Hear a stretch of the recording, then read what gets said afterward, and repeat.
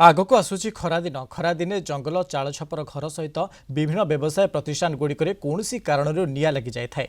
यार मुकाबला वन विभाग पक्षर प्रस्तुति आरंभ हो जाइछि। अस्तरंग अग्निशम विभाग और वन विभाग मिलित सहयोग में अनुष्ठित होइछि अग्नि निरापत्ता प्रशिक्षण शिविर।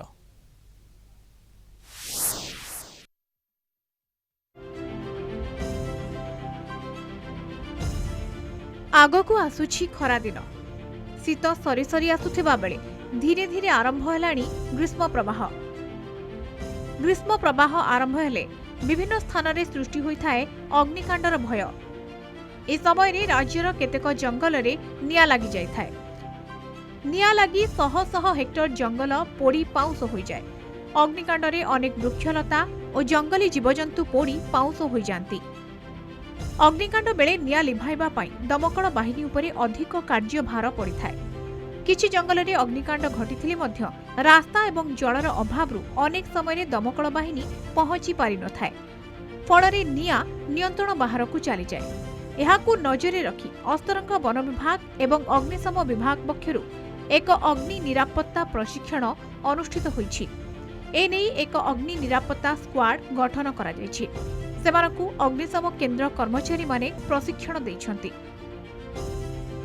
फेब्रुआरी मासरू आमर फायर सीजन आरंभ होता है तेणु ताको आखि आगे रखिकी आम आज फायर स्टेशन गोटे चिट्ठी करके आम आज गोटे आमर ट्रेनिंग ये कंडक्ट होता कोऑर्डिनेशन मीटिंग एंड ट्रेनिंग आमर जोड़ा आसब आगो को जदि किसी निया आमर लगिला तो आम ताको केमती सक्सेसफुली फाइट करि परिबु सेहि पई आज गोटे ट्रेनिंग आम रखा आमर जोड़ा फायर स्क्वाड एबे डिप्लॉयड होइचंती तांको आज आम सेफ्टी इक्विपमेंट्स तांको डिस्ट्रीब्यूट करा हला।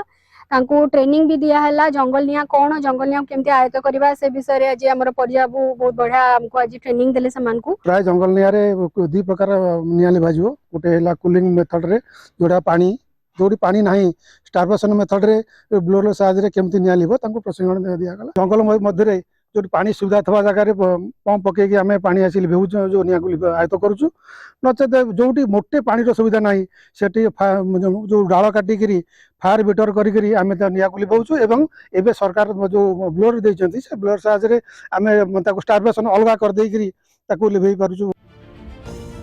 वनांचल अधिकारी मोनालिसा महापात्रଙ୍କ नेतृत्व एक बैठक अनुष्ठित होइथिला।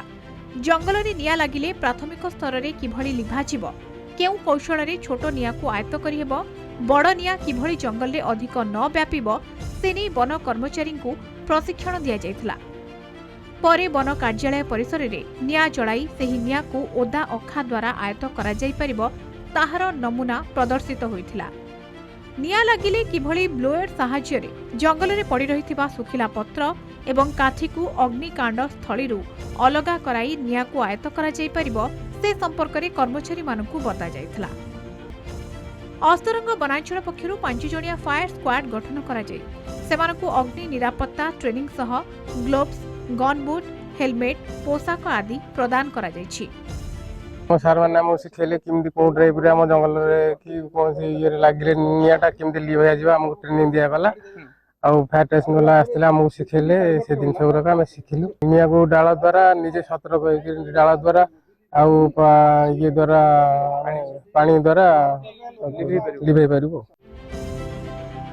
पुरी जिला अस्तरंगरू लोकनाथ स्वाईं रिपोर्ट, कलिंग टीवी।